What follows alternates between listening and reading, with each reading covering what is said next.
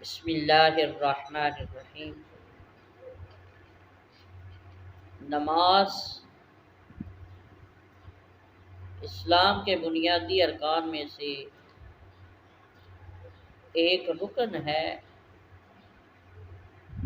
اور تقریباً قرآن مقدس کے اندر نماز کو قائم کرنے کے لیے 700 دفعہ نماز کا حکم آیا ہے۔ اور نماز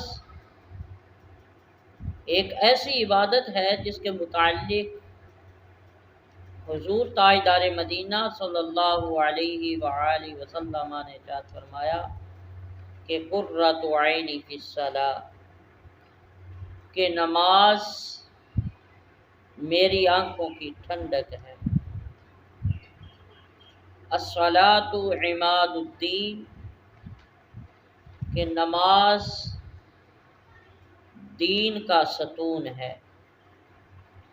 نماز راحت قلب ہے۔ نماز کامیابیوں کی جڑ ہے۔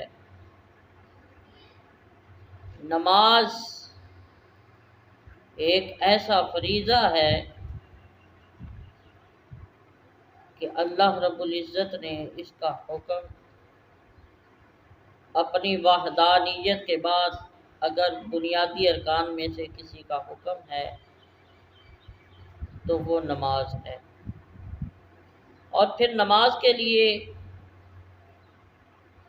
کچھ چیزیں ضروری ہیں، کچھ ایسی چیزیں ہیں جن کا خیال نماز کے اندر رکھا جاتا ہے، لیکن کچھ چیزیں ایسی بھی ہیں جو نماز پڑھنے سے پہلے ان کا خیال رکھنا ضروری ہے۔ انہیں نماز کی شرائط کہتے ہیں، اور شرائط نماز سے پہلے ہیں۔ نماز کی شرائط میں سے اگر ایک شرط بھی رہ جائے تو انسان کی نماز نہیں ہوتی۔ اس لیے نماز کی شرائط ضروری ہیں۔ وہ کون سی ہیں؟